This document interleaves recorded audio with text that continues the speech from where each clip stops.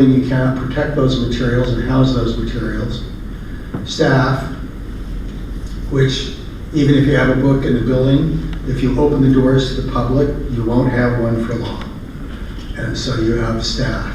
Now the computer system is one of those things that we didn't used to have. You know, the Carnegie Library probably never experienced a computer operating the library in it, didn't need it. We didn't have them anyway. We couldn't have used one. We used other resources. These days, the assets and knowledge required to function a library computer system are significant. And we'll talk about that a little bit later. Now, our next slide looks at borrowed items, and this is over the past 5 years. There's two lines, one that moves and one that doesn't seem to move. The green line, the lower portion, those are our electronic resources. And to me what that says is these have a popularity, and it's a valuable popularity because we do 10,000 searches a year basically of electronic items. But we do many more physical materials. You know, unfortunately, that big drop describes COVID. Last 5 years, we all know what happened. And we've seen some recovery, but not a huge amount of growth this year to last year. Like to see more than that, but at this point, that's where we stand with how many items we circulate. Any questions? Yes, Dave. I'm sorry, Mr. Cook. Yeah, can you define electronic items in this context? So if you use, if you download an item through our website or through Libby, that's an electronic item. You then house it either on your phone or a computer some way, and then you either play it back or read it like you're reading off your phone, or you're listening to it while you're driving your car. That's an electronic device. And so we, as you can see by that, we have had steady use of those since we started offering them. And with some growth. I wouldn't call it fantastic growth, but you can see there's some increase. Part of what we're trying to do is to make sure more people are aware of those and make use of those if they can. For instance, Saturday I was having lunch with some different people that I hadn't met before, and they mentioned that they were listening to books when they drove up to the Tri-Cities for their job, and they were getting them from an online vendor. And I said, did you know that we offer them for free? And she said, no, tell me about it. And so I was able to help her see that there are items that she can acquire for regular use through the library without her expending her dollars for that purpose. Now those come in either as audiobooks, which listen to the radio, or you can get them as something you would want to read. And what I've heard in the past is that people who travel love them, because if they're on an airplane or something, it's not 4 or 5 books. It's their device, and when they're done with one, there's another one on there, and they move on. Honestly, this is one of those things where everyone is really grappling with it, is at what point will the use of electronic items become greater or as great as material items? We don't know that. And it's hard to predict at this point. I know, when we look at, I have the ability to see whether it's teens, adults, or youth looking at those items. And right now, there are items for youth on there, but their use is a very small portion. Because, as we know, moms and kids love a book in their hands. There's just, if they've got a device in front of me, they want to play a game or something else, rather than read a book. But they're out there. And a follow-up, Mark? Sure. So, you could read the Wall Street Journal? We do not offer the Wall Street Journal or other periodicals at this time. It's something we're looking at. We have in the past, not the Wall Street Journal, mind you, but we had 62 magazines that you could download every month, free. Yeah. It was very difficult to get that out to people and to get them to use it. In part because so many magazines, well, it's the whole, are we doing social media or are we doing magazine? For those of us who grew up with magazines and want to continue doing magazines, great. For the newer generations, people, what's that? I mean, when I see things from Newsweek these days, I ignore it because Newsweek got bought out. It used to be the kind of news magazine I would pick up and seriously read. But these days, it's full of, it's basically a repeat of BuzzFeed. It's not world news Okay. like it used to be. That wasn't the direction I was hoping to go. Oh, I'm sorry. I just wanted to ask a question about the sources of media that are available. So David had mentioned books. Right. Talking like, if I had a service through Audible, I could download a book, but I could do that through you instead That's with my correct. library card and not pay that monthly fee. That's correct. What other subscription services are people utilizing that they could get through you for free? And could we market that to the community better? Marketing is always a challenge. There are other services. There are there are video services that can be acquired. They tend to be more along the lines of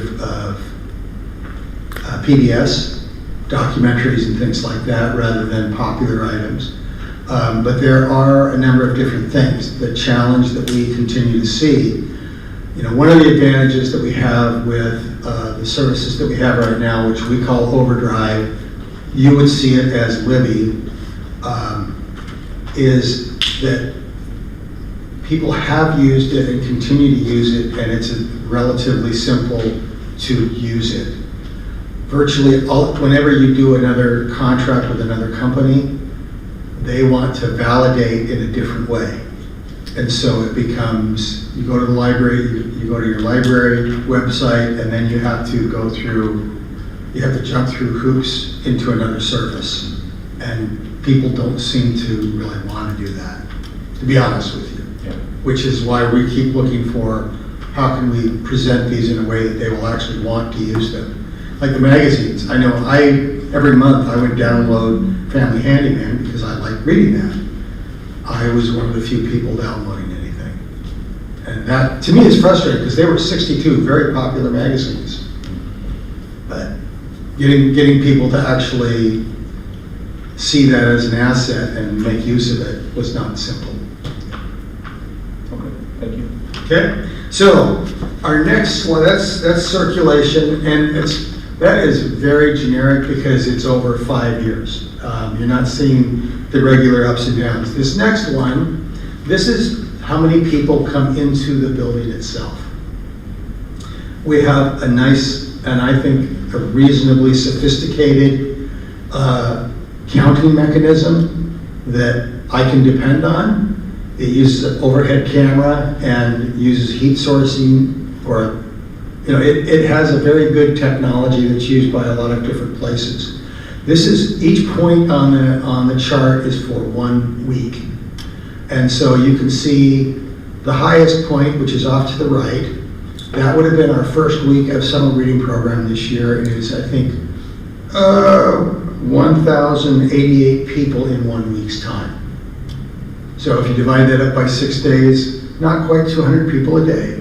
I think that's a pretty good number for door entries at the library.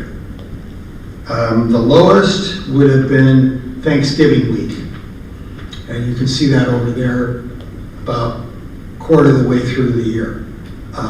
And the Thanksgiving is always going to be a low week because we close Thursday and Friday of that week. We tend to be open on Saturday, but where are people on Saturday after Thanksgiving? They don't come to the library as much as, there are those who come, but many people are out shopping. So it's a slow week, but we expect that.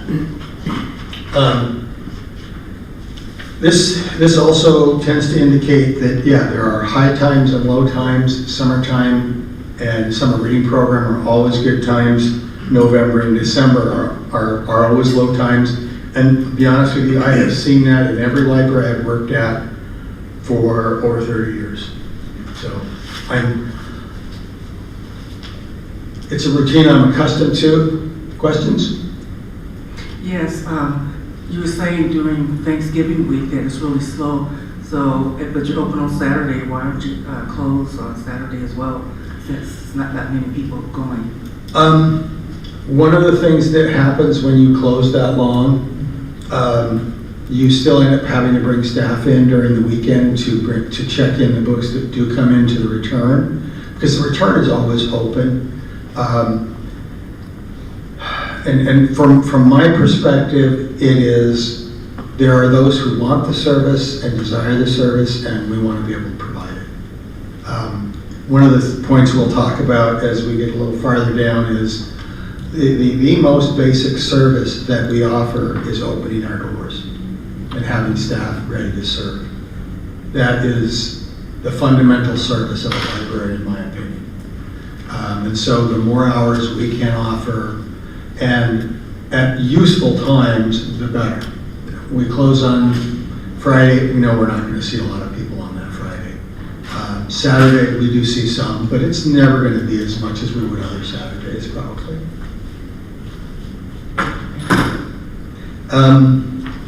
Okay, the next one has to do with programming, and this will be over the past year. And the big difference, between the really tall and the really short ones that are right next to, one's the number of events we hold, and the other one is the number of people that attend all of those events. So in the children's programming, we have 133, and we have 3,761 kids or family members that have come to those programs.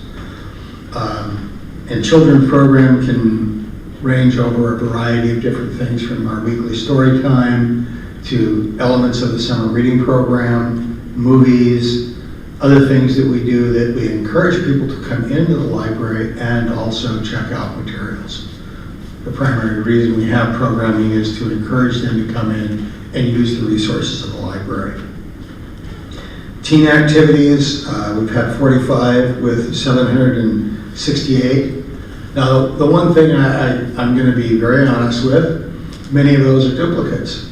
We have a lot of the same teams come to every program. So they're not 768 unique individuals or completely separate individuals, but they are those who want to come and continue to come and return to the programs of the library. I think the pool probably has the same situation. People will buy an annual pass. The door count doesn't discount annual passes. When they do give you an annual count, how many people came. So, and our adult programming has done well. As one of the reasons we did well last year, we had an excellent program with a regional author that came in, and we had 100 people for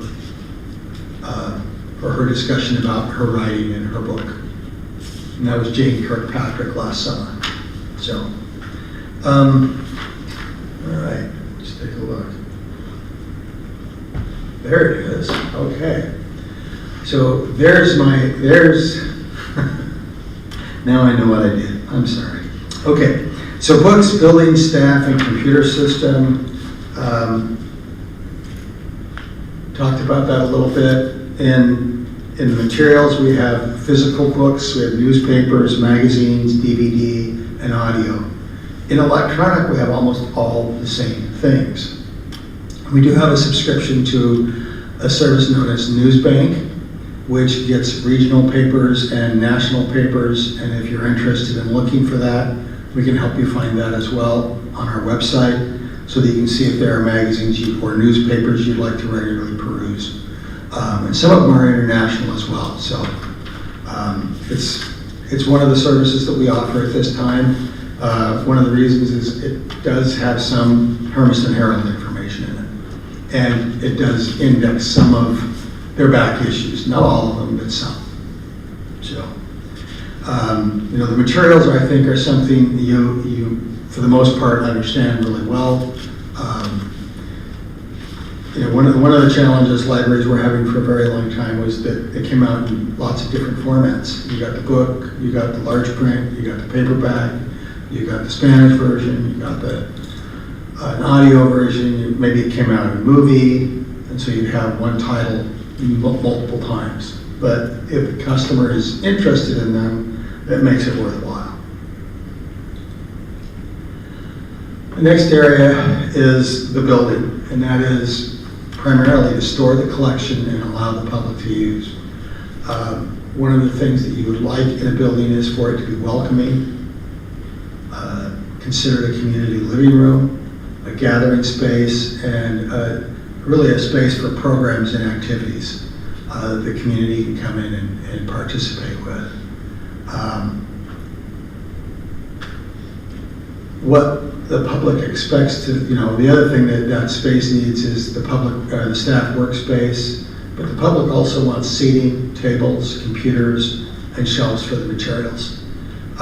One of the things that I'm very much looking forward to with the renovation of the library is that we will be able to add to both seating, tables, and shelving, and hopefully make it a more welcoming and inviting public living room, community living room for our community. I guess that's a question I'd like to ask on some levels is, how many of you go to the library because you just want to go be around your books? I'm not seeing a whole lot of hands. If we had a little more engaging space, would that be a little more attractive perhaps? And that's one of the things that we're hoping from this. I was in our process with the architects and meeting with the public. One of the things that one of our public members that came indicated was, when I first got here, I looked at the front of the building and I thought, where's the door? Now we all know where the door is because we've lived here for a number of years. But it was really a serious question, where's the door? And yeah, they found it, but these are some of those things, those clues of how do you use a space and how does a space get used well. And so I'm looking forward to some changes along those lines. Next question. Yeah. So maybe you're going to touch on this later, and so if it's later, that's fine.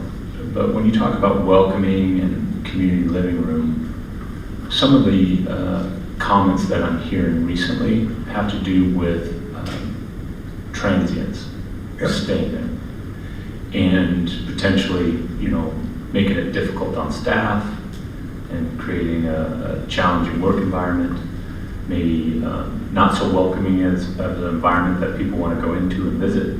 And so I'm wondering how you are managing that and what your interpretation of that has been. I draw on my history as a librarian. The very first library I worked in was Flagstaff, Arizona. Flagstaff is situated on the highway that leads out of LA and the railroad that leads out of LA. And so it has a lot of homeless people. And it also has other features and aspects, with Phoenix just a few hours drive away, hot in the summertime, but nice in the wintertime. Flagstaff being nice in the summertime, but not so friendly in the wintertime. We dealt with people every day there. And so part of my training was, this is how we do this. And there was a right way and a wrong way to work with folks that are not housed. And that, the first thing is we have rules and we have expectations of how you behave here. And we made sure that they were known. I think one of the real challenges that we faced here in the last year is that in the 7 years that I have been here, this is the first time in that 7 years I've seen the kind of situation that we had. So it was new to all of my staff. If they had seen somebody, it was a single person in the past. It wasn't several. And they really didn't quite know how to deal with it. And it did scare some of them, many of them, if not all of them in some ways. That being said, they are learning how to do that and what to do. And that's part of the expectation. Because the other thing that I have said for many years, since before I came here, everyone is welcome at the library as long as they obey the rules. And I can tell you stories about different individuals from Flagstaff and other communities I've lived in that came in and used the library and understood that they were not to scare or intimidate other users and that they needed to make sure that they behaved. I wouldn't say we did a great job of that, and that's in part because it was new and it was unexpected, and all of a sudden there it is, and I should have paid more attention with it and been with them and worked with them more on that. But we continue to learn and to educate, and part of it is our community. One of the real challenges is, and this was one of the lieutenants from the county sheriff's department. He said he didn't really want to bring his kids in because he had seen what was happening, that some of the homeless and things. He didn't feel like it was safe to bring his grandkids in. And I said, and so I asked him a few more probing questions. Do you think that's still the case? Well, probably not now. And so part of it is this a temporary situation? Is this always? Is this, we've seen changes. We're not seeing what we were seeing in January and February, which was not comfortable. And so I'm hopeful that whether that continues to be a more present, more reoccurring problem, that we are better able to deal with it. Well, thank you for your response. I'm hopeful too that it returns to the welcoming community living room space that we all have come to appreciate and respect. So. Well, and I guess part of what I'm saying as well is I think we should make it welcoming to those that do not have what we have, but that impinges on us to say these are the rules, this is how you behave, and if you follow that, you're welcome here. So. Yes, Councilwoman. Well, I want to say thank you for expressing what you're doing and trying to work on to make sure that the staff feels comfortable and that they feel safe. And my question is there something behind the counter that if someone comes in that may be out of their mind from whatever reason, that they can push a button or something? There is? We do have panic buttons. Mm-hmm. I don't know that the staff are that confident of them. I think they would rather try to dial, frankly. And so, but they're aware that there are panic buttons that we have. They go to the Smith Security, who would then contact the police. And so, unfortunately, that still means there's a little bit of a delay happening. And that's one of the challenges of working in a public space is that, instant gratification doesn't come often. And so understanding different techniques and tactics to use in different situations becomes very important. And relying on other staff to bolster the situation is one of those that becomes very important. Councilor Brown. Mr. Smith, do you think that perhaps as a city, I know that the police department has expressed, the concern how sometimes when they deal with the homeless population, sometimes they see a lot of mental health issues that happen. Do you think that perhaps a need to provide training to not just like the police department, but maybe other folks like here, like the public library, or in the office here, that may come so that people know how to maybe diffuse things that could escalate very quickly? Yeah, actually, we have some video resources that we've made available. There's some of that is specifically developed for libraries. And then we've been asking our other front desk staff over here to also kind of utilize that training as well. That does kind of deal with that, diffusing the situation and trying to deal with it in a different way. And so we are trying to offer that type of training to the front line staff. Training is one of the elements that I'm constantly looking at and just seeing what are the things that we can do that will help people. The challenge is it's great to sit in a confined, controlled environment, and then when reality hits, being really prepared to do that is sometimes very difficult. So, but yes, we look for those opportunities and ask staff to engage in those. Other questions about the building? I'm going to move on to staffing at this point. The very first point I'll make out is hours of operation. More staff equals more open hours. And to me, that's a highly valuable thing, is to have open hours. I learned something in the process of putting this together. We have some of the best hours of comparable libraries, not by a huge margin, but we do have good hours. And right now we're able to maintain those, but concerned with the shortfall of 2 staff that were not replaced.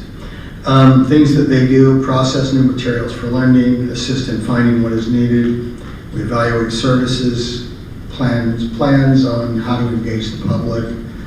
The programs and activities that we're currently working with and staff, if there are no staff, there are no programs. So programs rely completely on staff. Weekly story times.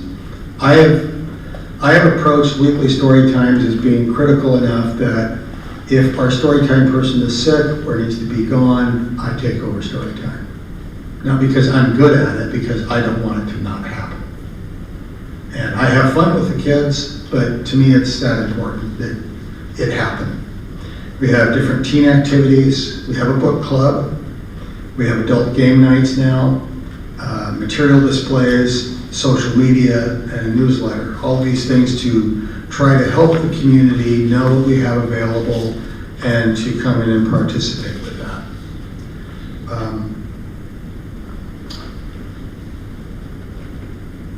Next slide is our organizational chart. It's a pretty flat chart.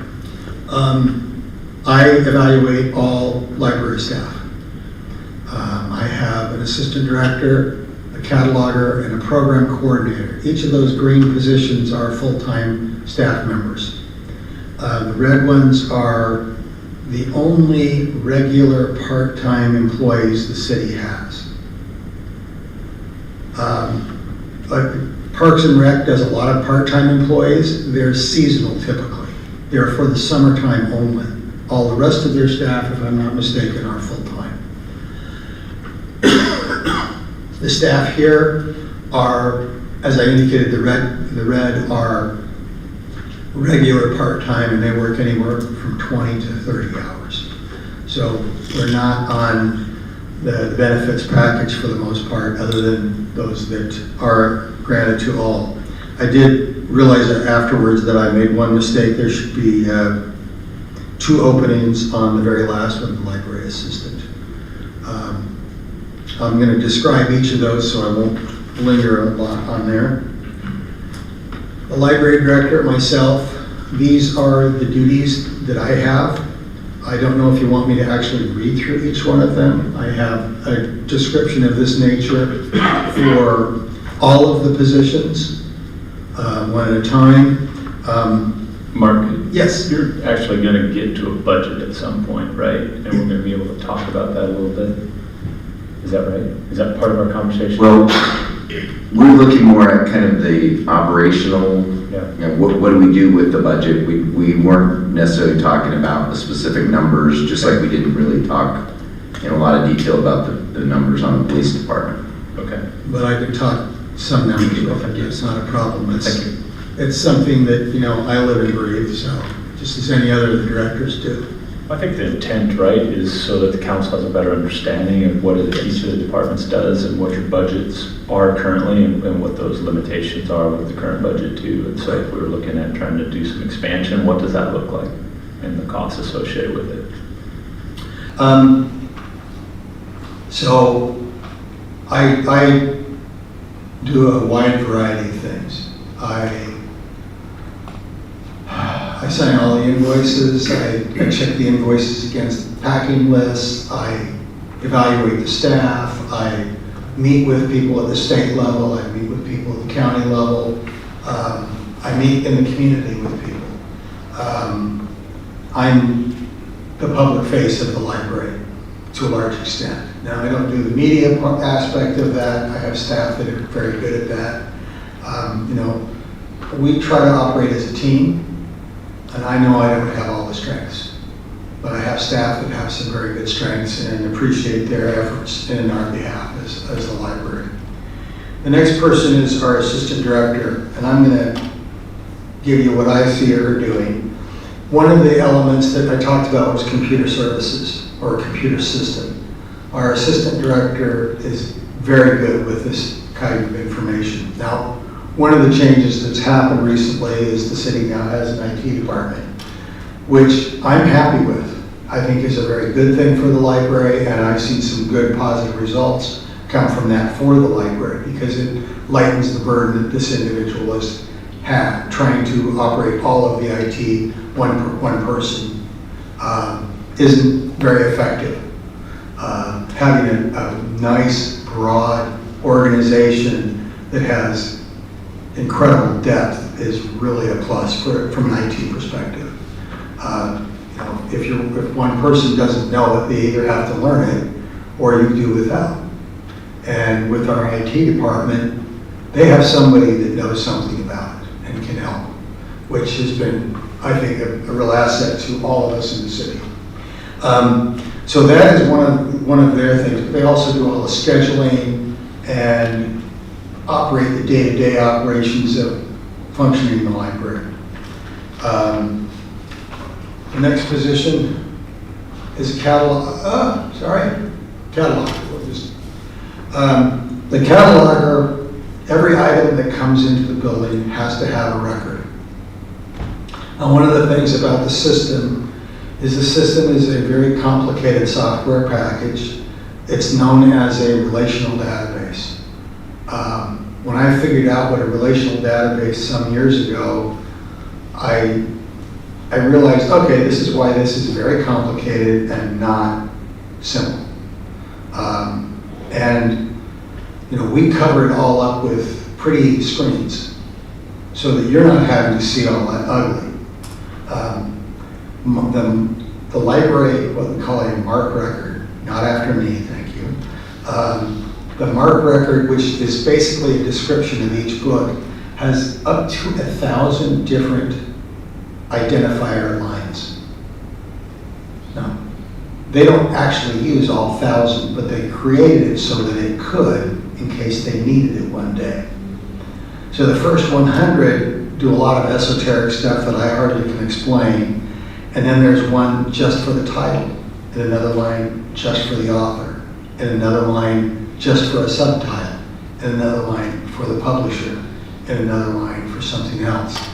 Because it has all of this detail, it can be searched very well, which, it's interesting because 10 and 20, 30 years ago, we talked about Boolean operators and how to find something. These days we go to Google and we type in 3 words and we're probably going to get a pretty good hit list because it knows that's what you're doing. It's learned already how to do that for you. I know when I do a search in Outlook, if I use a star and then a dot and then a PNG, I'll find all the PNG files in that directory. Some of you probably may not be aware of that, but that's understanding how a database works. And This is why it gets complicated. But, so there's one database for the staff, or not, no, one database for the books, and another database for the user, and then another database for the items. Because every book has one record, but we may have multiple copies of a book, so there are multiple items. Which one was checked out by whom? And that's when all these things start linking together. They start linking together, and that's what makes it complicated, which is why a cataloger and someone who understands the system on staff becomes so important, because it makes the system work well.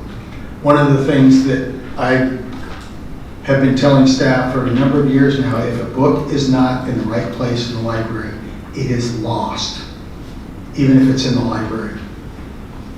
If the number says it should be at this point on the shelf and you can't find it there, where are you going to go next? You could look through the rest of the library. Not a very fun idea. And so there's certain consistencies in a library that become just very important. And I get it. It's not really something you want to hear a lot about, probably. But that cataloger position becomes very important, because being able to describe the item and find it is really helpful. She also handles all of our money. There's a number of different things that she works with that help us process and continue to function as a library. She catalogs, she identifies a good catalog record and does the linkage and other things of that nature for about 2,000 items each year. So there is a bit of work there. Our next position is the program coordinator, and this is relatively new for us. It's an effort to bring our programming, one, so that we have good and consistent marketing, that we're looking at what's working and what's not, so that we can either leave behind those things that are not drawing people, or make sure that we enhance those things that people seem to be liking. And so that program coordinator is then also a very experienced person who helps brand new staff who, when we hire a new staff member, we're happy if they have some college. Generally, they have a high school education, but we don't require a lot more than that. And so to expect somebody to go in and do a story time hour for little children, okay, if you're a mom, that might be a natural for you. If you're not a mom, is that a natural? And if you are a mom and you weren't a reader in the past, is it a natural? There's things that have to be learned, and so having that program coordinator helps that a good deal. The next two positions are the senior library assistant and the library assistant. One of my biggest, hard to say regret, because when people decide it's time for them to retire, I understand that. But we've had two people with 20 plus years of experience. One retired recently and another one is planning to retire at the end of this month. That's a lot of experience to lose. And there are people that know exactly how the system works and how to help people resolve their problems and how to help me so that I can give a good answer to the problems, because I can ask them details and questions that they help me with, and then then I say, well, our principle is this is how this is going to work and how I want it to go forward. And they can see that and they go, okay, this is what we want to do then. And so these library assistants, or the senior library assistant, generally oversees and helps trains the new library assistant, which is the next position on here. And they do a little bit of everything.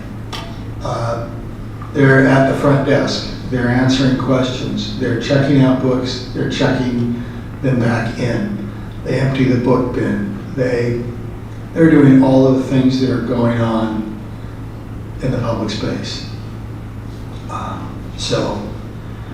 And they're really our face to the public. And they're the ones that get to deal with problem patrons and other things like that. Now, I've always also been of the opinion that I don't pay to get yelled at, so the minute that begins to happen, you call. And somebody will come out to support you, and that's fine. That's what I expect you to do. You're not paid to be yelled at, so. Are there questions specifically about staff? Now, the one thing budgetary that I'll tell you about staff, libraries, every library I've worked in has regular part-time staff. What that gives us is a good level of flexibility for scheduling. And does it have problems? It does. But from a dollar point of view, if I were to hire the library assistants or the senior assistants as full-time with benefits, we could not have as many with the budget that we have currently. I calculate that there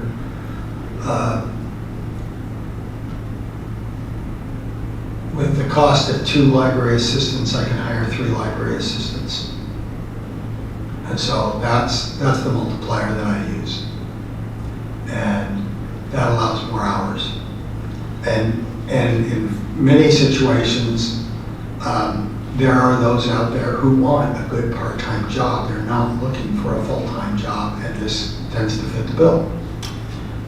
There are others that would dearly love to go full-time. But that's a decision that's been in place in many libraries for years. If we wanted to change our approach on that, we certainly could. It will be more money in the budget, though, if we wanted to move people to full-time. Yes? I would like to know, so what kind of changes or how do the budgetary constraints, how is it going to affect the public? What can the public expect to see differently, if anything? Okay, right now, one of the things that's happening, because we had 2 people resign and we did not refill those positions. Currently, my full-time staff are working some hours on the desk, so they're getting some exposure to those folks. We reduced some of our summer reading program activities, and we're looking carefully and more judiciously at other programs that we begin. One of the challenges that we have is, for instance, let me go back, because I have them listed by name. So I have Vivian and Leslie and Wendy. They do different kinds of programs. Leslie does team programs. So she knows about how many she can handle a month. I have to be careful not to let her do more than that, because then it becomes, okay, nobody's at the desk helping somebody else because you're doing your program. And so it becomes a trade-off. How do you do that?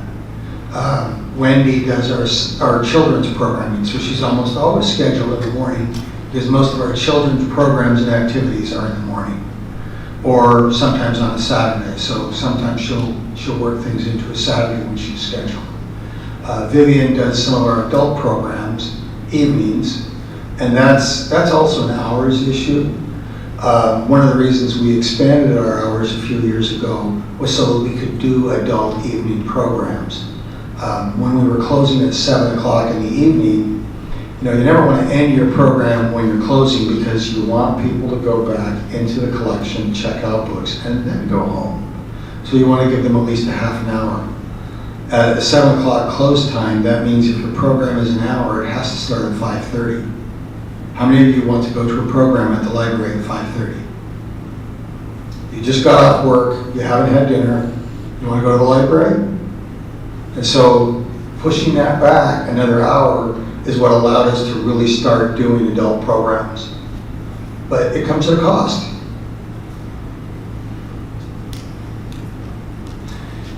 Mr. Rhodes, I have 2 questions. Sure. So the 2 open positions that you have up there, those are the retirees you haven't filled? That's correct. Okay, and you said there's a third, there should be another library assistant not listed on there? That's correct. That's open as well?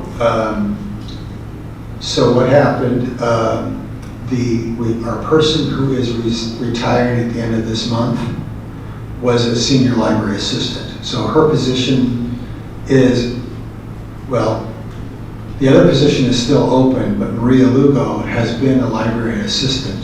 Her position is now open. So the person who left last year in Maria's position should be up there. So one will remain, but we will hire another position, another library assistant to replace Maria Lugo. So you have one open position that you're hiring for right now? That's all, yes. Okay.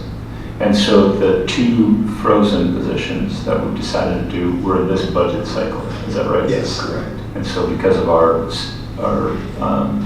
budgeting decision this year, we decided not to fill those positions. Not that they've been eliminated, but Right. should resources come available, we could open those back up. Right. Okay. You know, and I'll be honest with you, this to me, it's kind of the perfect storm.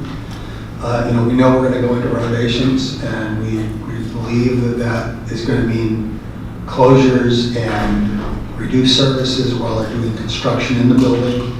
And so, in some ways, I love not having too many staff, because how do we handle that?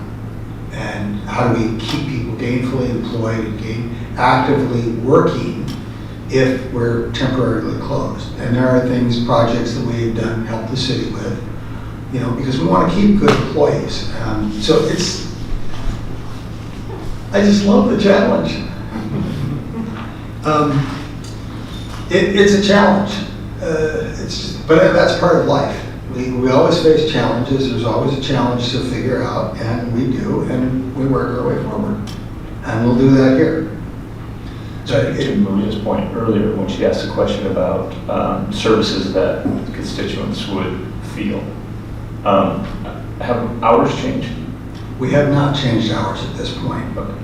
We still able to maintain the hours with this staff? At this point, we have. I've been kind of watching and waiting to see if there's going to be a concern from the staff that we're breaking mark, we need to do something. I haven't seen quite that yet. How many of your staff are bilingual? Kelly and Maria and Leslie are officially bilingual. I am bilingual, and Vivian can understand but may not speak perfectly. We have work, and we try to keep Spanish language preferred in the job listings because we know it's incredibly valuable for our community. And it's one of the things that we really are trying to stay focused on. So, all right, I'm going to skip past all of those job descriptions. There, go, going back. Computer system. It's data for materials, data for patrons, linking them as required. They also function our operating rules. How long do you check out for? What happens when it's not returned on time? It's a lot different than it used to be. We can send out email notices when your book is overdue. We can automatically renew your items if you ask us to do that. And you can get online and renew your items as well instead of having to come into the library. It's one of the wonderful things about computers is there really is a good way to work those things. But that the database is kind of the soft and squishy part. Hardware still has to be there. You have to have a computer box that everything resides on. In one of the cases, it's up at Eastern Oregon University. No, yeah, Eastern Oregon, yeah, in Little LeGrand. They house some of the servers. We are part of a consortium known as SAGE. And most of the public libraries in Eastern Oregon use SAGE system. It's one of the benefits of it, and one of the reasons I felt very comfortable coming here was that I could borrow a book from any one of those libraries, and they could borrow mine. Which is one of the things I've always loved about libraries, is that we're very reciprocal in our borrowing and our working together. And we lend out and we borrow 2,000 to 3,000 items every year. Doesn't sound like a huge amount compared to our 50,000, 60,000 items a year that we lend, but it's an important portion because people are satisfied and they get that opportunity. Yes? So So under an example like this, if Hermiston Public Library doesn't have the book I would like to borrow, but another library in the consortium does, it could be like a ship to store kind of Yeah. solution. It right? can be delivered to our library, and usually it's 2 to 3 days, honestly. Now, sometimes it's longer, it depends on whether it's checked out at the other location or not. But if it's on the shelf at the other location and they're functioning at reasonable hours, it'll be pretty quick. I don't want to rush it. I've only got a few minutes left, Oh. so I need you to kind of get to the end of your presentation, and if the council has any other questions, make sure we got some room for that. Here's where okay, so this is Oregon comparables. What I did is I selected 5 libraries above us and 5 libraries below us for population size only. So you'll see Ontario is right next to us because they're closest in population. Now, the first thing you'll probably notice is that Hermiston Public Library is listed at 27,000. That population includes those inside our zip code. They're not in a city, but they are inside our zip code. We receive some funding from the library district, which is funded by those individuals, so that we will serve those individuals at our library. And that is why we have 27,000 showing there. They all have a Hermiston zip code. Yes? That have library cards. No. No. This is total population served. In other words, there are 27,000 people out there that we would be happy to serve. That is not how many cards we have out. So the other thing that I'll point out real quickly is Tillamook County Library. If you look over there, they show 26 staff, all of them full-time, and they have a huge budget, and they have 5 branches. Is the reason that I listed them, and I have not listed them in the averages at the bottom of the screen.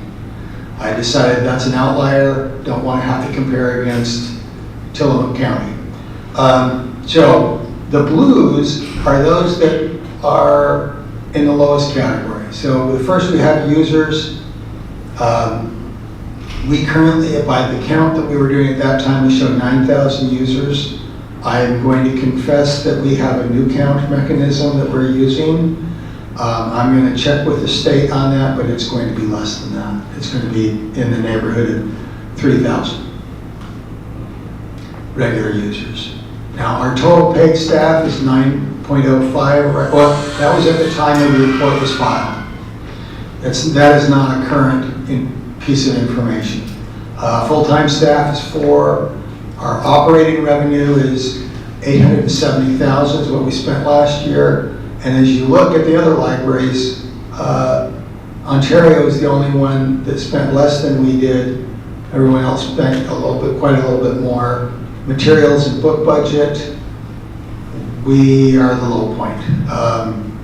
Now, I have tried to work at a budget of 40,000, which is about 4% of our budget. 4% is not much, but it's what we work with and what we have worked with. The next is the number of items we have in the library. Ours, again, is the low point, about 35,000 items. I'm hopeful that the renovations will bring that to a larger number. Building size, the only location that's smaller than us is Malala. And that 14,000 includes both stories. So we're not going to see a change in the size of our building. But we are going to, so that number will not change. Total loans, again, Ontario is the only one doing fewer loans than we do. And then open hours is an interesting one. Woodburn actually has the lowest number of open hours. We have 2,808, and the average there is 2,388. So that's something that we may need to be looking at, is to say, what are our open hours and how would we do that if we were trying to be more in line with some of the other libraries of serving a similar population. You know, the challenge with that comes, there's other things we're never going to match. We're never going to have the kind of budget they do. We're not going to have other things. And I understand that, but I think it's always valuable to look and see who else is out there, what's happening. I know the police department does that, certainly. I know virtually every department out there, they look at each other and say, how are we doing compared to somebody else? So this is it for us. And I'm sorry if I've taken up the hour. Byron said he had other things he could talk about. My motor mouth kept me going, I'm sorry. But are there other questions before I? Thank you, Mr. Rose. One of the questions I had about the comparables, how many of those are independent districts and how many of those are city libraries? Most of them are city libraries. I cannot tell you specifically about each of those. Some of them are county libraries. They're their own independent taxing district. And I do not know that. How about other questions? Others? All right, Mr. Rose, thank you very much for your presentation. You're very welcome. Hope to see library card application. We're going to take a brief recess from our work session and we will resume at 7:03.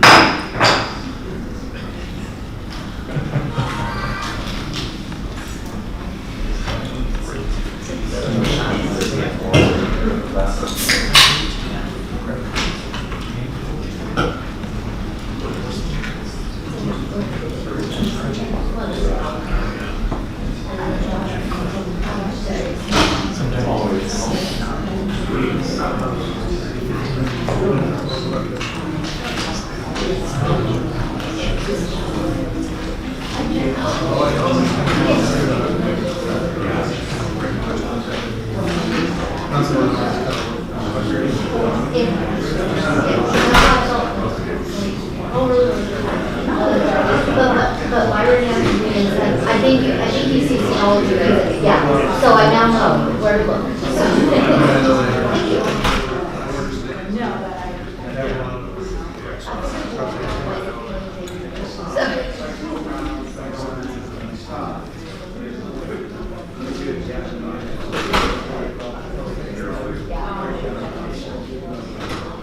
I didn't even think about that, yeah.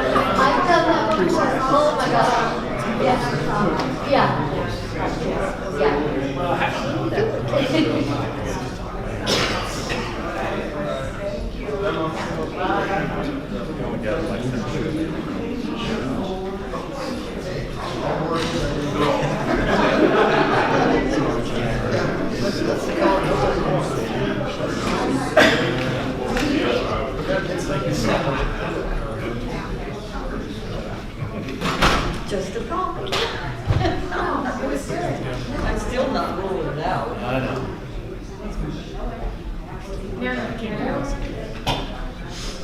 No, I just think as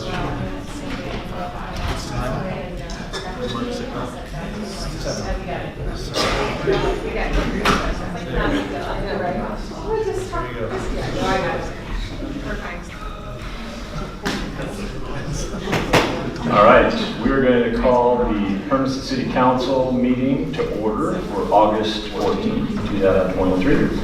With a declaration of the quorum, we have everyone present except for Councilor Peterson, who was excused this evening. Please join me for a flag salute. I pledge allegiance to the flag of the United States of America and to the republic for which it stands, one nation, under God, indivisible, with liberty and justice for all. Welcome this evening. If you're just now joining us, we had a city council, city manager work session prior to this, where we were talking about library budget. We were looking at all of our different departments throughout the year and trying to figure out ways that we can make some adjustments to the budget and accommodate all the needs that are within that. Funny note about flag salute. So many of you may have went to the fair this last week, yeah, and spent some time inside the EOTech building. There was a veterans booth. Did you see that? Mm-hmm. And they were giving away flags. Do you know how you got a flag? You had to stand there and give the guy a flag salute, do the Pledge of Allegiance for him. I usually start this thing and then it's unison chorus, right? And we all kind of join together. If you've ever done something in unison, you kind of just do it as a team, right? So I stood up there and I started and said, I pledge allegiance, and then I forgot the rest of it. And he looked at me and he said, you're the man?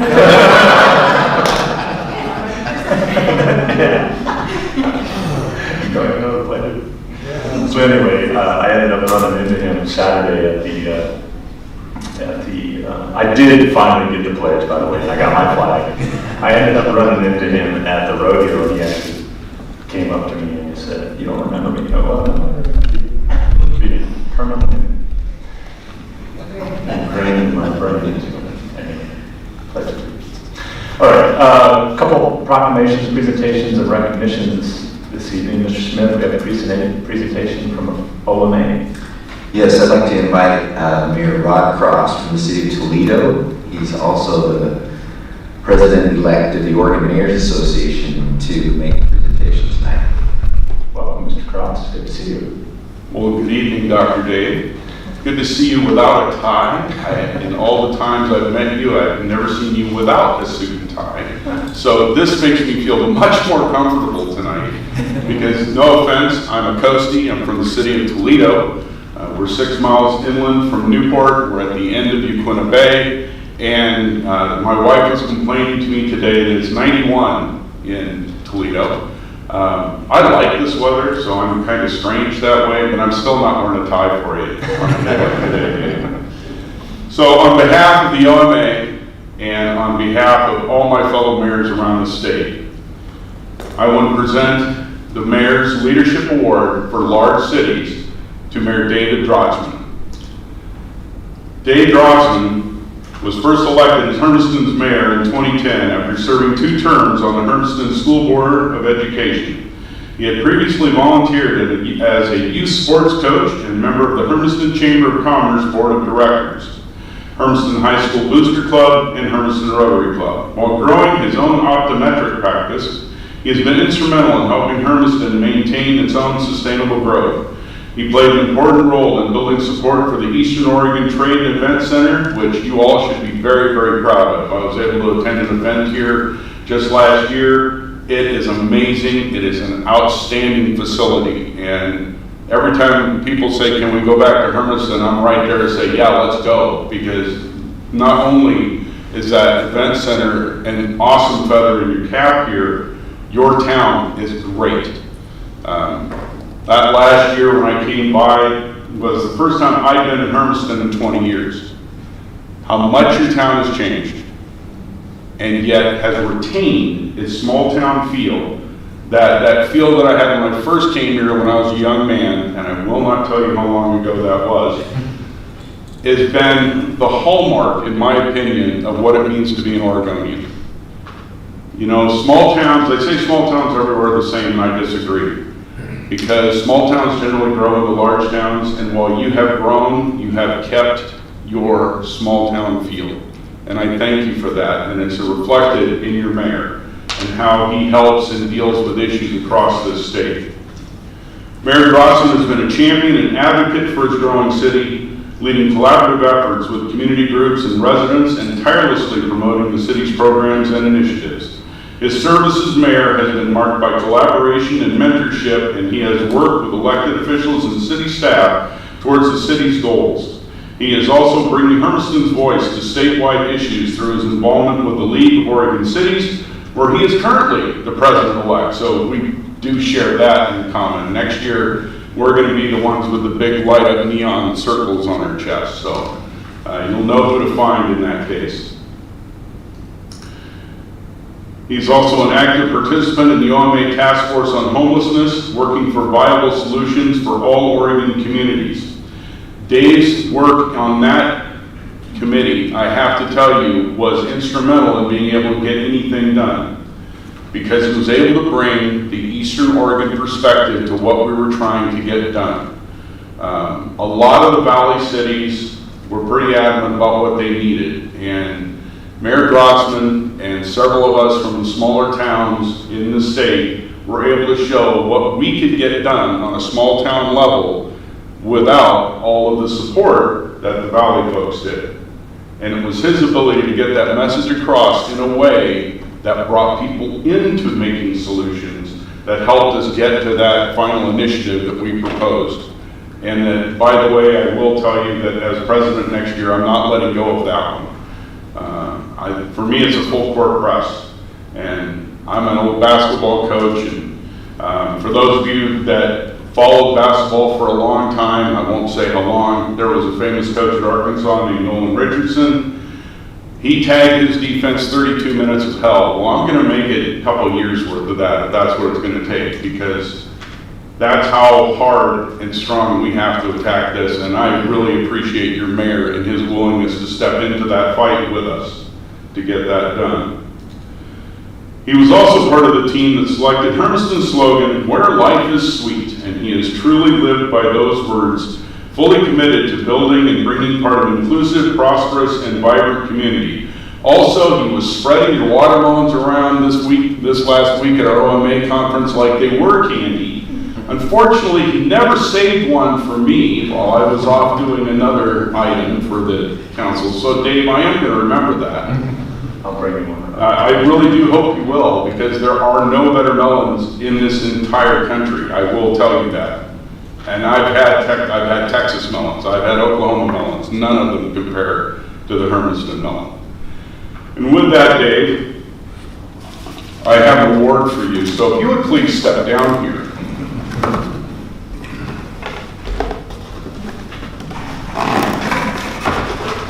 I kept it in its box because I know how clumsy I am, and I would have probably broken it. Dave, thank you very much for all your service, not just to your city, but to the OMA and the entire state of Oregon. You might want to turn it around.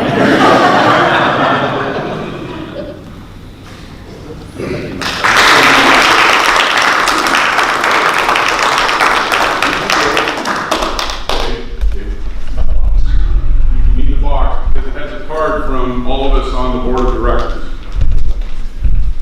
And I just want to leave you with this. You know, the first time I met Dave was 5 years ago when I came back into being mayor. And the thing that impressed me the most about Dave was how thoughtful he was. I can tell you that when we meet on whatever the issues are, whether it's a statewide issue or how are we handling stuff locally, your mayor represents Hermiston very, very well. And I am so proud to call him friend, and I'm very happy that we were able to award him with this today. Thank you again, Dave. Thank you to the citizens of Hermiston. I hope he's your next senator.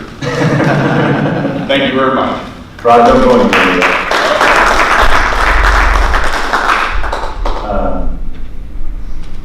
Thank you for the honor, first of all. Rod lives a long ways from here.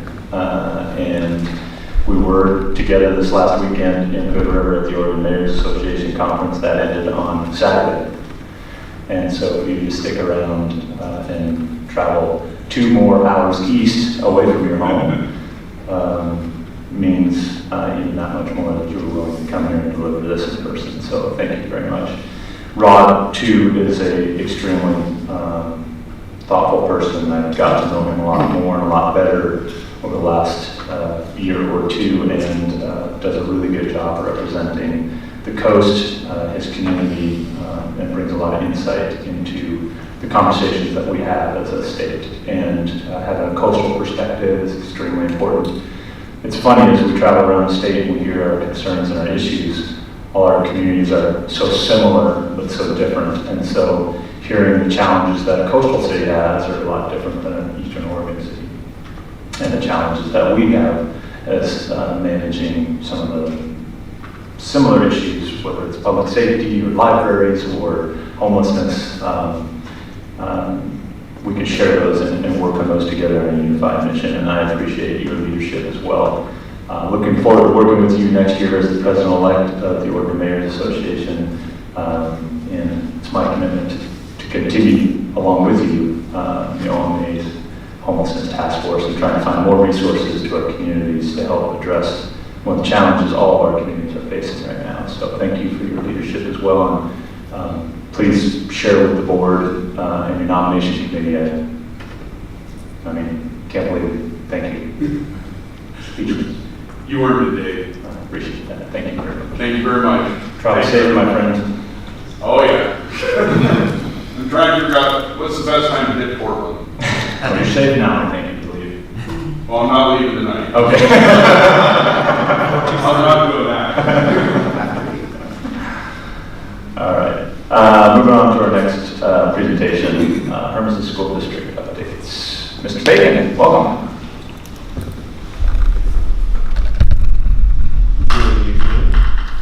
Congratulations.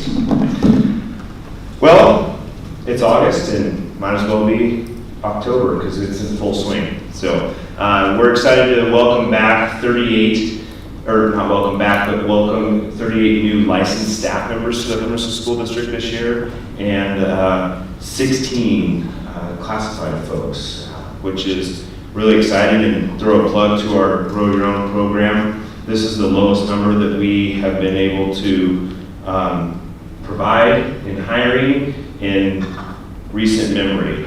We're actually going back and looking to find out when the last time we reached numbers this low for hiring. We typically have been in that 70 to 80 range each year of licensed staff members, and our Grow Your Own program is starting to take hold and really beginning to impact our community and our school district by keeping folks around. So we're excited to share that information tonight. Student enrollment. Can't give you an exact number because we're registering students nonstop. We have just right at 5,000 students registered right now at this time. And the full court press is on. We're still pushing out there to get folks to get registered so we can get a better handle on our number, what it's going to look like when we roll into start of school, which will be here in a few weeks. With all of that fun, we have our substitute welcome is coming up on the 28th. So if you or know anyone who's interested in substitute teaching, please reach out to us. We'd be happy to twist your arm as much as we can to get you in there and help support those classrooms when we have folks out. And then also on the 29th, our freshmen coming into high school will be participating in Link Crew. And Link Crew is a program that we have been running for, I'll say, 7 or 8 years out of the high school that welcomes our freshman students into the high school, spends a day with them. They get matched up with an older classman mentor just to have that connection to help them around the school environment as they transition from middle school to high school, which is always an entertaining time for families. Construction, I don't know if you guys have any questions on construction that's going on around the district. Highland Hill's still in progress and moving along. We've run into some supply chain issues. What I can tell you with that one is we are going to have students in building on the 30th, which is the first day of school. So students will be in it. And we're going to keep pushing forward with getting everything finished up there. Same with the high school. Desert View, they have the part of the, there's a little lean-to area. They have that totally taken down now, and we're still working. They'll be finishing that up here before winter hits on the covered walk area that goes out to the modulars there in Desert View. So moving along, definitely not in the best scenario that we could be in, but it's a scenario we're in, and we're excited to welcome kids. So that's our plan there. What else do we have? Just a reminder, if you hear folks asking, breakfast, lunch, provided free district-wide this year, so that's a K-12 opportunity for everybody. And school supplies are provided again this year by the district, so families aren't going to have to worry about that. We do ask that families provide a water bottle and a backpack. Send their kids to school. First student is up and rolling. They were able to run routes through summer programs for us, which was another successful event. And we're excited to have them with their new buses and all of the supports their buses provide for our families. They're going to have, there's opportunities for parents to sign up to, you can receive a message to notify that the bus is 30 minutes or 40 minutes away from your house. So as you're wrestling kids getting them out the door, you can let them know, hey, real time, you got 20 minutes, get moving. But it also tracks and notifies when kids have been dropped off, so families are going to be able to really be very aware of how that routing is going for the kids. So we're excited for that to be rolled out here in a couple weeks also. There it is. What questions do you have? All sports started? They're done. They're already started? I believe they start next week. Okay.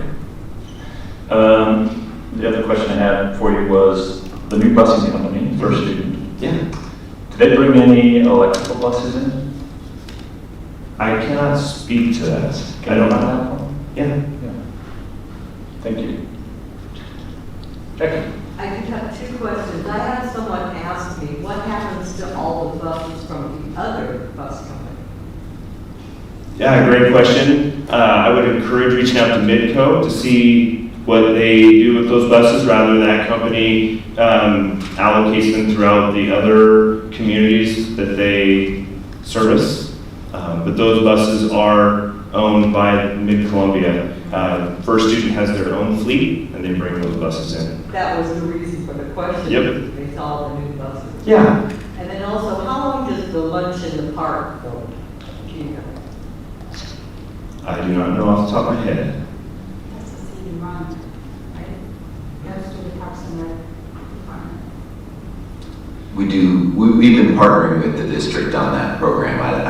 I can find out when we finish. It's very short. I can take a guess, but it runs. Pretty soon. It's here in the next couple of weeks. It runs. I think we're trying to run it up as much to school as we possibly can. Thank you. Councilwoman?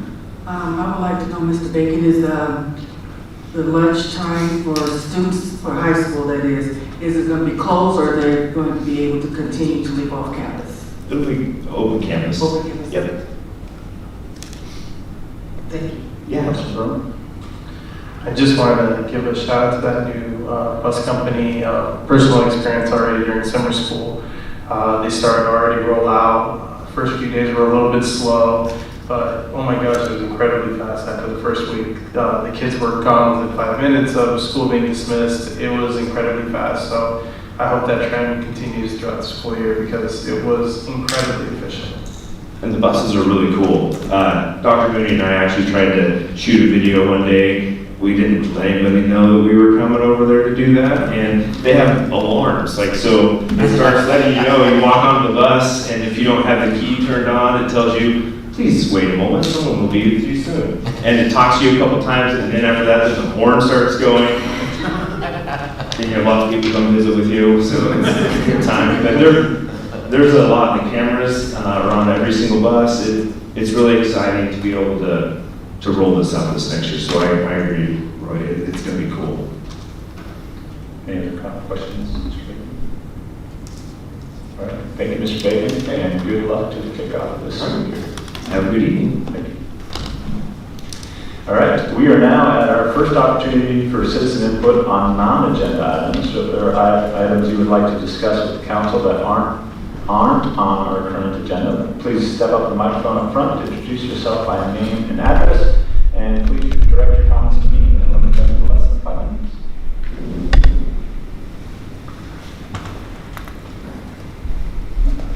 My name is Ron Cuddill, and my address 420 Southeast 8, Hermiston, Oregon. I was here about a month and a half So, ago. Mr. Cuddill, is that microphone on? Is it on? There it is. There you go. Thank I you. just need to get up to it. Yeah. Do I need to start over? Oh, Okay. I was whining to this council a month and a half ago about city ordinances. My neighbor's living in a camp trailer, cars parked. Long story short, my neighborhood is quite a bit quieter. Credit due is the Hermiston Police Department. So if you see them, would you express my appreciation on that? Chief sitting right there. Yes, thank you. I will pass along the chief. I complain to you, I'll pass along my appreciation to you. I do have a second item I'd like to talk about. The Maxwell ditch, not the Maxwell Canal, runs by my house. When I moved in there 40 years ago, that ditch was always full. Over the years, it's gone dry a few times. It's been dry about a month or more now. I called the Hermiston Irrigation District to ask why, and I was told the city of Hermiston is taking care of maintenance and stuff of that ditch system. I don't know if that's true, that's what I was told. And that the water had been stopped from running into that ditch. I know it's a runoff ditch, it's not something that's permanent. But it does have its own little ecosystem. And when it dries up, the wood ducks family, I think, got old enough to get their in and out of there. But the frogs and blackbirds, there's screech owls, there's a heron comes around once in a while. The frog was hopping around my yard the other day trying to find water, it looked pretty dry. But anyway, if that's going to be dry, if something else is going to happen to that ditch, I'd kind of be interested in my neighbors would too. Right now there's a lot of cattails, there's grass growing up in it, it could be a fire hazard down the road. So on behalf of the critters that live there, that's all I got to say. Thank you, Mr. John. It's nice to have a person come back and let us know about the resolution of their problem too, so thank you for that. Thank you. Others would like to speak tonight? Okay, we're going to move on to our first agenda item, or consent agenda, items A or B, ready to be pulled. No. Any public comments on consent agenda items A or B? Seeing none, can I get a motion to approve consent agenda items A and B? So moved. Second. Moved by Councilor Kramer, second by Councilor Harden, that we approve consent agenda items A and B. Roll call. Yes. Yes. Yes. Yes. Yes. Yes. Yes. Motion passes unanimously. Ordinance resolutions. Resolution number 2286, award CMGC contract for library hardware center city hall projects. Mr. Smith. Yes, Mr. Mayor, members of the council. So a month or so ago, you authorized that we utilize one of the alternative processes for construction projects called CMGC, Construction Manager, General Contractor. The first step you took was to authorize the hiring of Hacker Architects. They'll be the design professional. And then the second piece of that is to hire a construction professional that will kind of work alongside and be able to hopefully provide some savings in the constructability and in the design as they go forward, rather than designing it all out first and then coming back with the contractor who often says, well, I can't build it that way, I can't do this. Particularly in renovation or remodeling projects, that's particularly useful. So in June, late June, we issued an RFP for the CMGC portion. We received 4 proposals. Our evaluation committee, which was Mr. Arts, Mr. Rose, and myself, who have those are the 2 departments with the most the facility, they manage the facilities that will be affected, most affected. We reviewed those proposals. We interviewed the top 2 firms, which was CD Construction and then NER Construction. And CD Construction was our unanimous selection. They have had a lot of experience with these types of projects, particularly in buildings that are in use. And we know that's going to be a concern with both the Harkenrider, actually all 3 the Harkenrider and the library being the most impacted, I think, by the construction efforts. And so that is the recommendation of the committee, and I'd be happy to answer questions. Questions, Councilor? Thank you, Mr. Smith. Any public comment on resolution 226? Thank you. All right. Seeing none, can I get a motion to accept or approve resolution number 2286? So moved. Second. It's been moved by Councilor McCarthy, second by Councilor Durham, that we approve resolution number 2286. Roll call. Yes. Yes. Yes. Yes. Yes. Yes. Yes. Motion passes unanimously.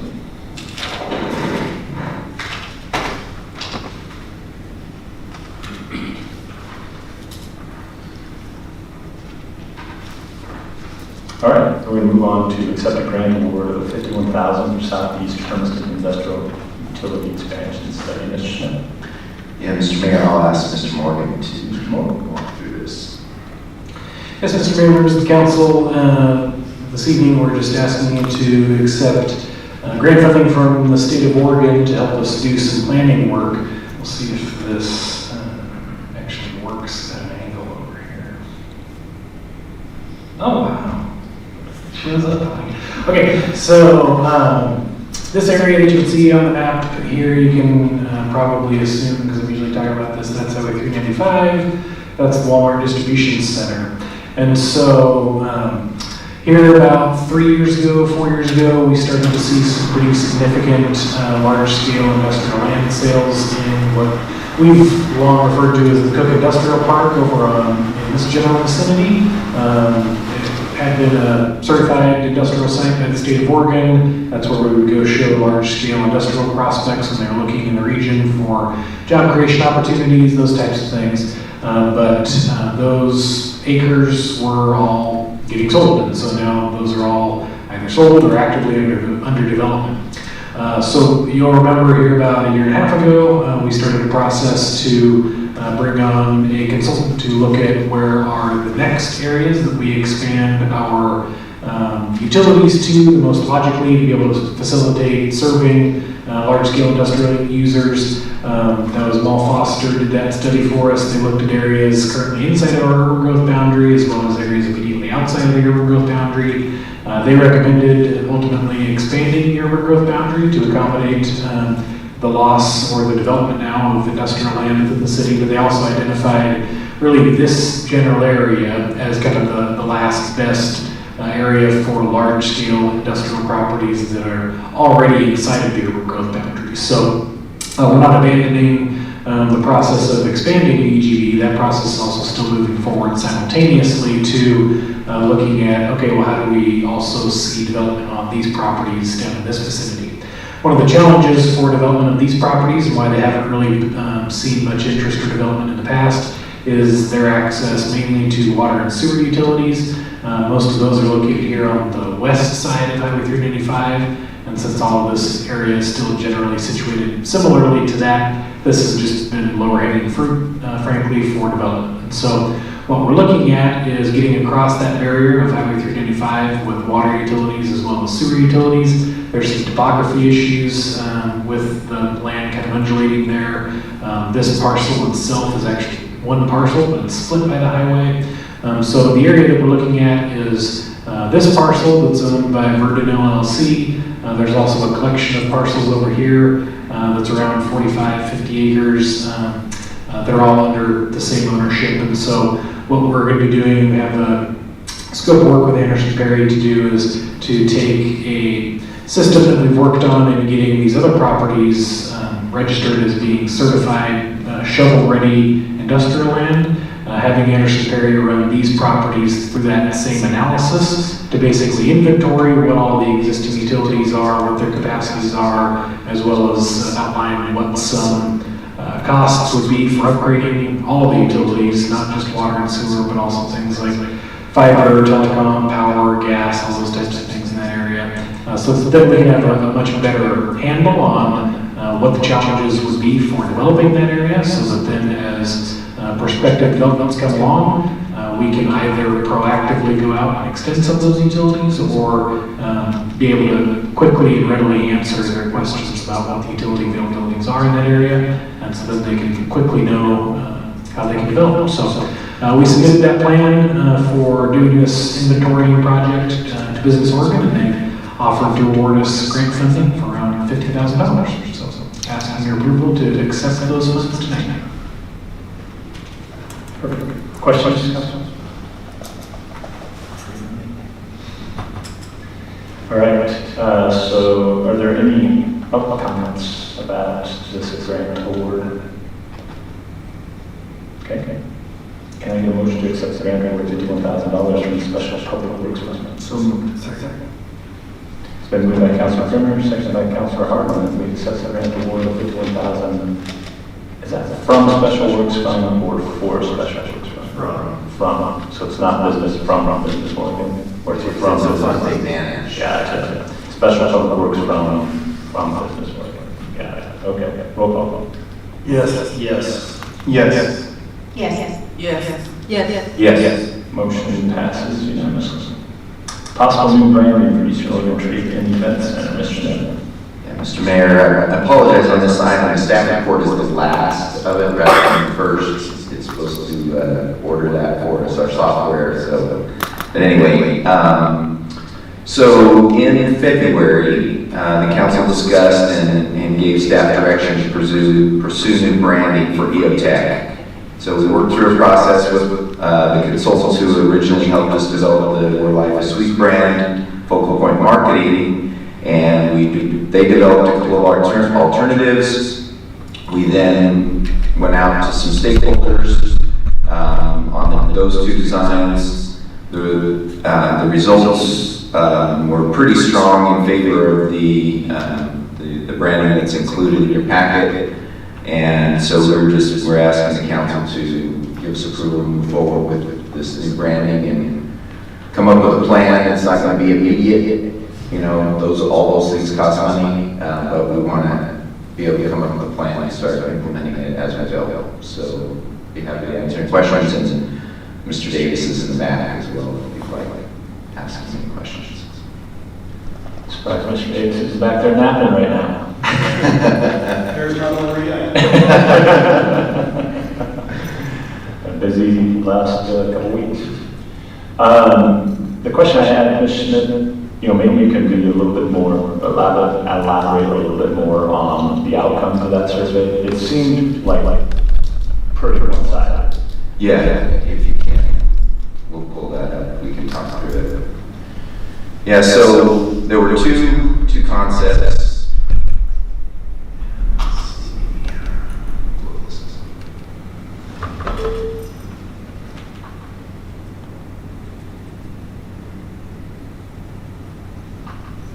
And I think the question that's best to look at is this: how well does it align, or how does it resonate? Here, if you take a look, this is the first concept. Do you believe that this will resonate with the community, visitors, and potential businesses? So 63% said yes on that one. And then you have any concerns, 53% said yes. And then take a look at the similar question for the second concept. 89% said they thought it would resonate. So it was very clear on that question. And then 26% said they had some concerns. So just on those two questions, it was very clear. If you were to go in and dig into some of the individual comments, there was a lot of kind of support for the first one and not as much support. There's quite a bit of support for the second one, not as much support for the first one. So. Yeah, and even on question 9, it was 95-5. Right. Yeah. So, well done. I mean, I'm glad we asked the community for their opinion as well. How many respondents did we get? We only got 20, roughly. So and we probably send it out to roughly 200, so a 10% return is pretty good for a survey, but unfortunately that we consider that a good return. Okay. Other questions from the council? No? I like the new logo. Can't wait to see it put to work. I hope when we redesign it out there at EOTech that we improve that front sign so that our signage is bigger and more visible, as well as our main donors and supporters of that project. Yeah, that's the goal with Good. that. That's Good. All right. No other comments from council? Okay. Any public comment? All right. So in front of you is a request to approve the presented EOTech branding. So moved. Second. All right. It's been moved by Councilor Primer, seconded by Councilor Myers, that we accept the new branding for EOTech. Roll call. Yes. Yes. Yes. Yes. Yes. Yes. Yes. Excellent. Motion passes unanimously. I'm excited to see the new brand of EOTech. I think it lines up with our city brand now that we own and are independent controllers of that project as well. Kind of puts everything in line with what we're doing across the city. So I think it's going to look great for messaging up there. All right, moving on to committee reports. Any committee reports from the council? Nothing. There you go, on this side. Yes, Council Brown. We had our meeting with the Recreation Fund Committee, the TRT. Did I give the council an update on this one last time? No, not your second meeting. Okay. Right? So, no, no on the second meeting. So we did meet the second time as a committee. It was a pretty tough decision. At the end of the day, the committee decided to not accept any of the TRT applications that came in after the fact. It did not want to set ultimately a precedent of accepting late applications. On the other hand, the committee was a little conflicted because had we, I guess, restarted all over and wanted to fund them all over again, and there might have been different decisions made altogether. I think at the end, we ended up getting some applications from underrepresented groups that typically don't apply. We got one from HCAC, from Cinco de Mayo, and also a group promoting help for developmental disabilities. Again, our Project Recreation Fund Committee understood the need of all the groups that apply before the committee, but ultimately the precedent of not accepting a late application was what the committee ended up going with, knowing that we've already kind of reached our budget for the year. So moving forward, I think that the group did ask, and I believe City Manager Smith put in one of his weekly memos regarding having a hard date of when this application is due, and maybe having a little bit more marketing and promotion of this application, because it definitely was. We definitely had more applicants than we've had in other years past. So we just want to make sure that everybody is counted, that everybody has an application that gets turned in, but we also understand the fact that there are deadlines and they need to be met. So, perfect. I appreciate and respect the committee's outcome. I know it was a tough decision, and we even debated it here as a tough decision, and so I know it wasn't easy for you guys to come forward with, but I completely respect their work and effort on that. Any other committee reports? Yes, Councilor Brown. I just want to share, on October 7th, the plan is to have the Faith and First Responders event, and that will be at Funland Park to coincide with Kiwanis Day. So if you guys can have it on your calendar. If you recall last year, it was called Pink and Blue, and it happened at EOTech. And so this year, it's going to be moved to Funland. What is it called? Faith and First Responders. Okay. You're gonna allow the red guys to hang out with the blue guys? I think it's great. That's the same weekend. Well, I'll comment on that if it's all right. Sure.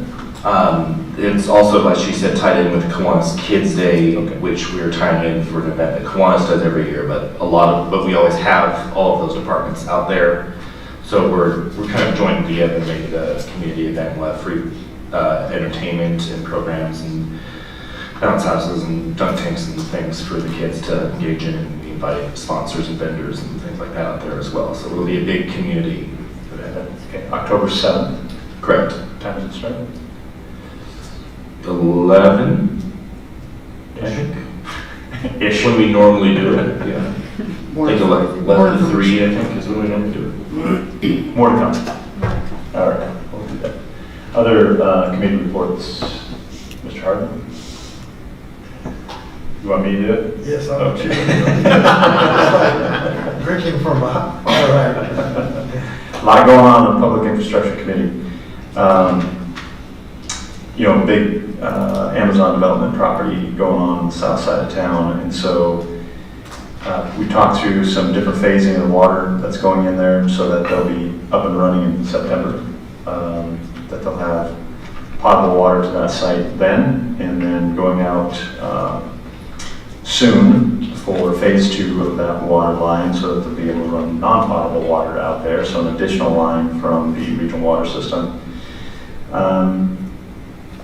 We looked at some different extensions of sanitary water systems, splitting up the property up there with some new roads and infrastructure internally, which will allow some additional development of the property up there as well. We talked about some recharge projects, so some water recharge as a potential option up there near well 6, and looking at some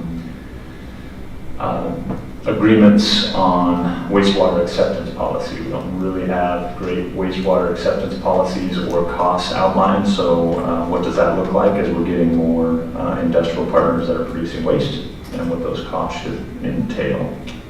And looking also at pre-treatment requirements for some of the industrial partners too. So, long conversation, a lot going on up there in the solid industrial property. I miss anything, Mark? That's a good summary for an hour-long meeting. An hour-long meeting. Okay. Thank you. Any other committee reports? Mayor's report.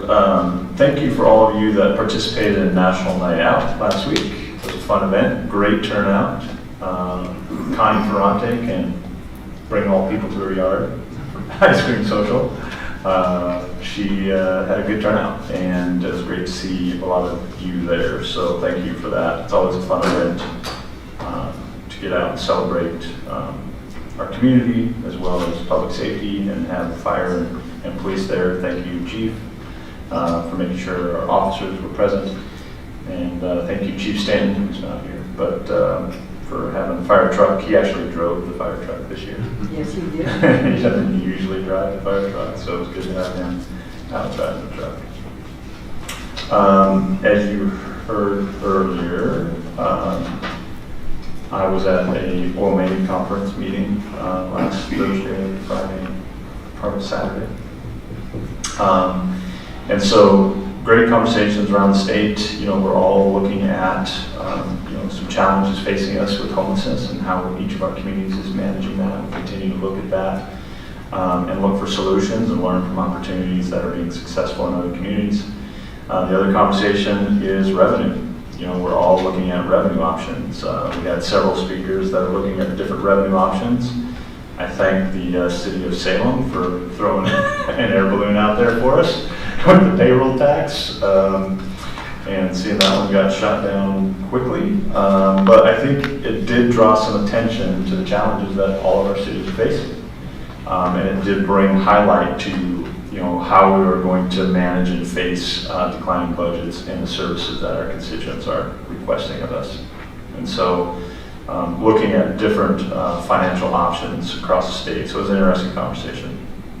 We touched base a little bit on legislative updates One of the things I was hoping to have an update from at some point, maybe from administration or the police, is our thoughts about photo radar and its integration into our public safety system here locally, now that it's available for more than 10 states across the state, or 10 cities across the state.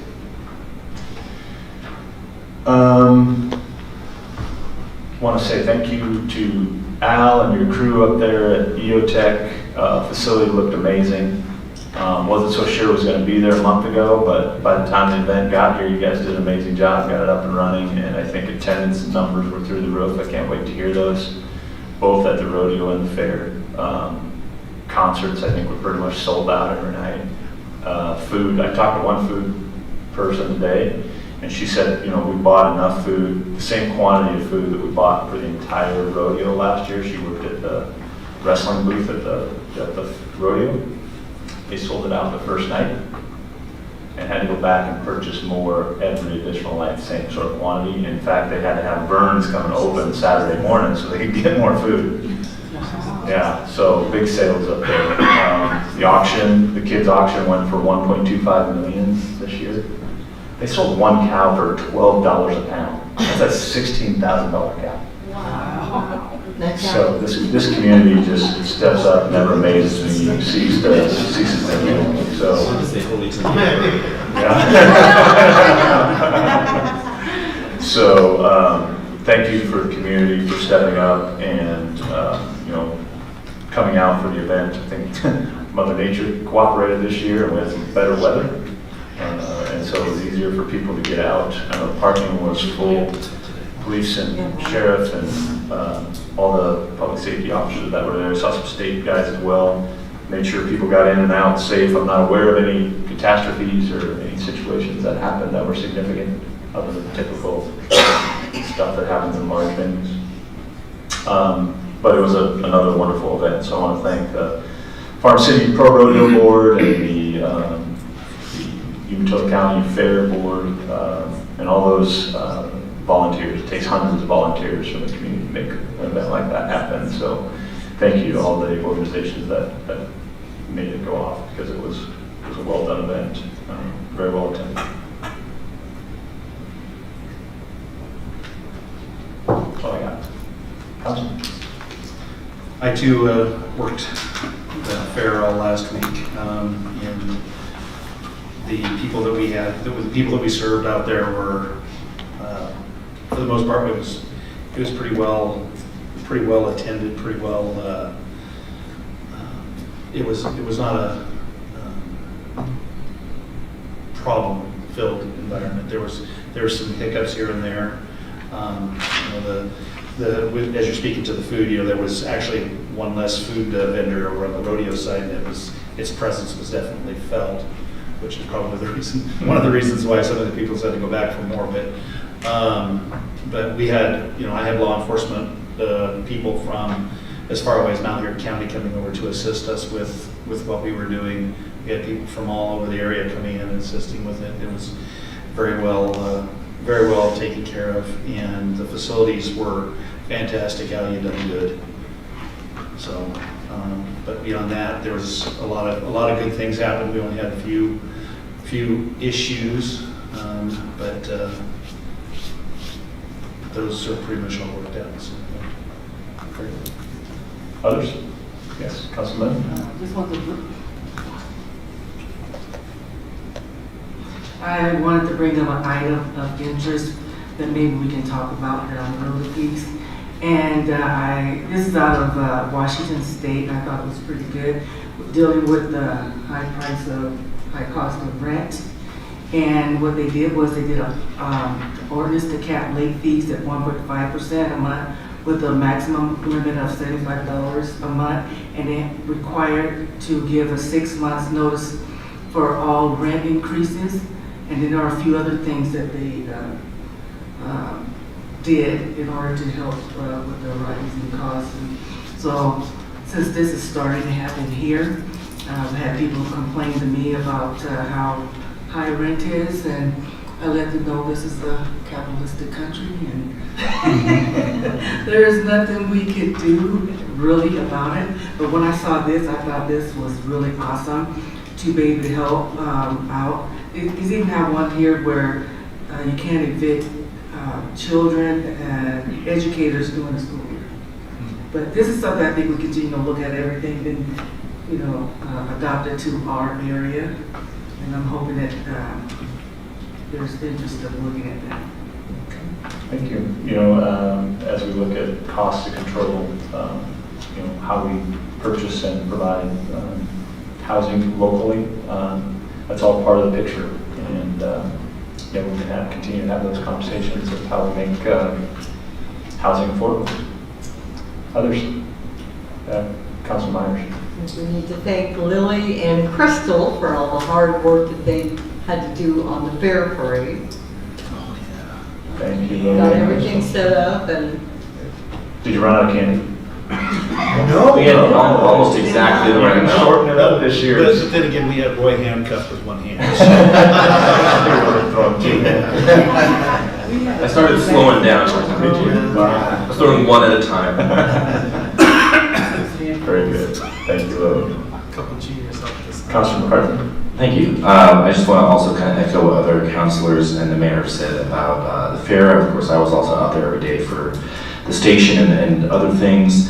I did also get the chance to introduce the AC/DC tribute band, which was a lot of fun, shoot the thrill. And it was great weather. Speaking of great weather, I know it's hot right now, but weather is doing us a favor, and it's letting us have nice weather for events like Melon Fest, which is happening on Saturday. It's only going to be like 90 degrees, and it's happening right out here.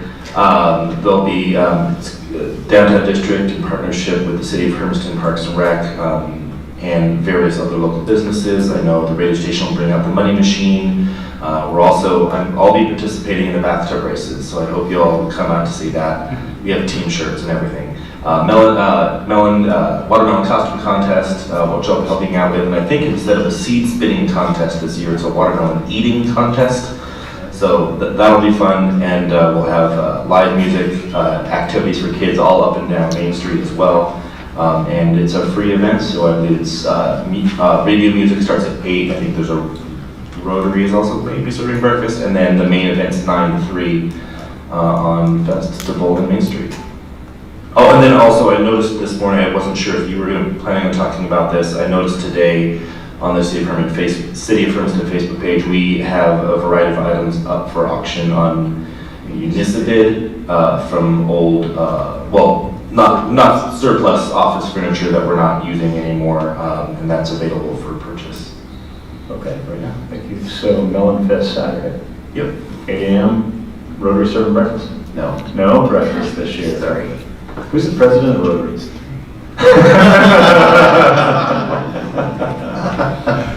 Things are already falling through the cracks.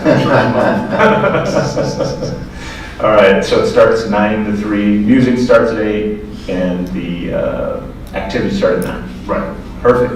It's going to be fun right here on Main Street. And there'll be one other activity to add to that. The architects who are doing the design on the 3 projects here downtown will be there to get public input to create the library. So come down and find them.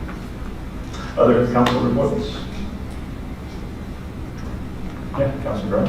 Yes, since you mentioned that, I wanted to also mention that I went to a meeting where it was a small group. We got to meet with the architects to they were asking some questions, we were providing feedback, and in fact, one of the public friends of the library members is here. He also attended the meeting where we gave input about what we would like the library to kind of look like in the future. And so I was very excited for the meeting, for the conversations that were taking place, and I'm excited that they are also going to be at the event this Saturday, so that we hope we get a lot of opinions also from our younger, generations, so that we are planning for the future. So hopefully, their input is also considered. and people are willing to stop by and provide that feedback. So I was very excited about that, and I missed the cowboy breakfast this year. So, I'm sad that the Kiwanis Club was not able to put it on, or Rotary.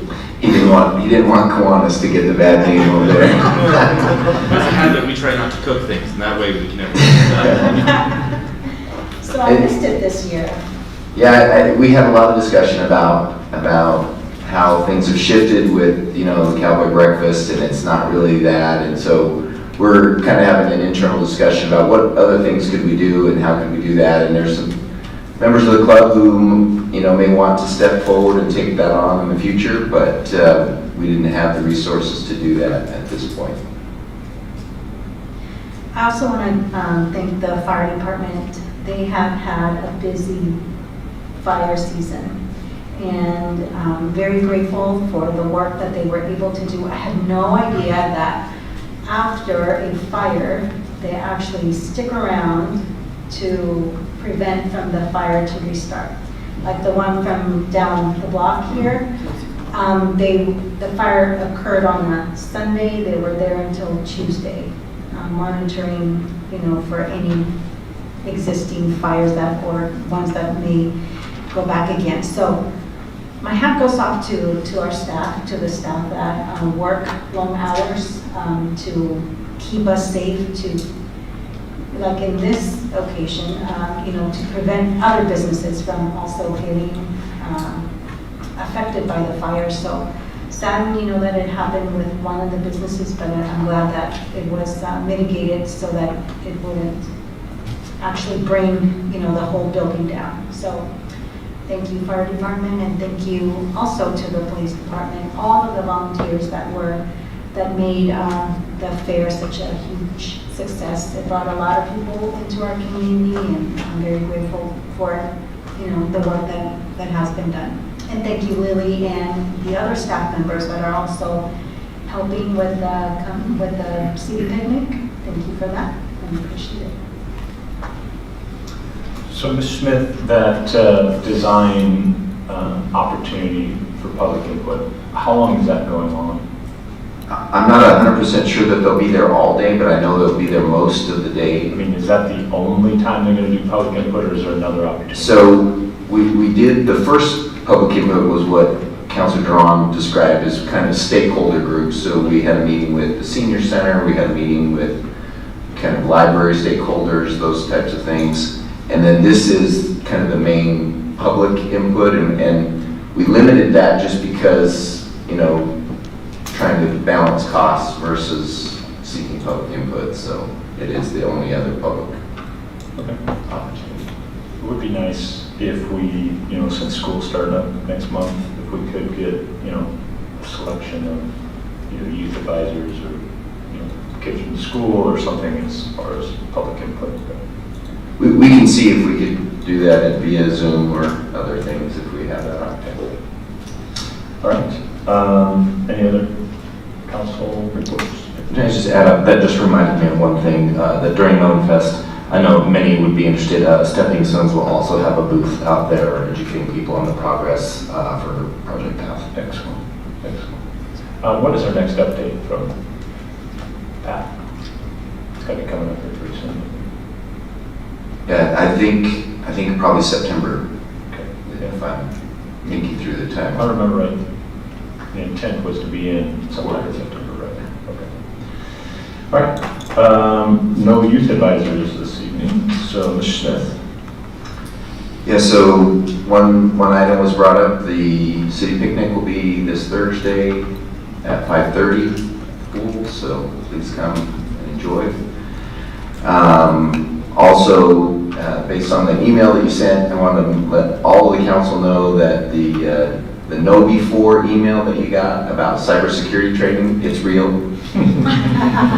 It isn't phishing. And it's just our IT department really working to be proactive. They see these agencies getting hijacked and for large sums of money. So we're trying to be proactive. And because all of you have an account on the network, that's why you are asked to participate in the training. And that's all that I have for tonight. Okay, so it looks like we have an executive session, right? So I am going to recess the regular city council meeting for an executive session. The city council of the city of Hermiston will now meet in executive session in the executive session room for the purpose of discussing matters pertaining to litigation. The executive session is held pursuant to ORS 192.6602H, which allows the council to meet in executive session to consult regarding the legal rights and duties of a public body with regard to current litigation or litigation likely to be filed. Representatives of the news media and designated staff shall be allowed to attend the executive session. All other members of the audience are excluded. Representatives of the news media are specifically directed not to report on any of the deliberations during the executive session, except to state the general subject of the session as previously announced. No final decision may be made in executive session. At the end of the executive session, the council will return to open session in which the audience may attend. The executive session will last approximately 10 minutes.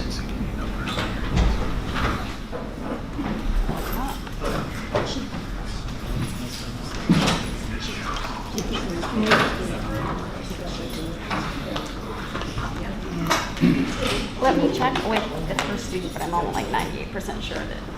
Well, my office are, they should be.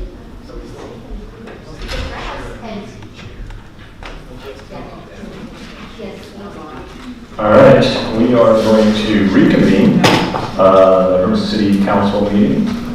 Anything else, Mr. Smith? Nothing. We are adjourned.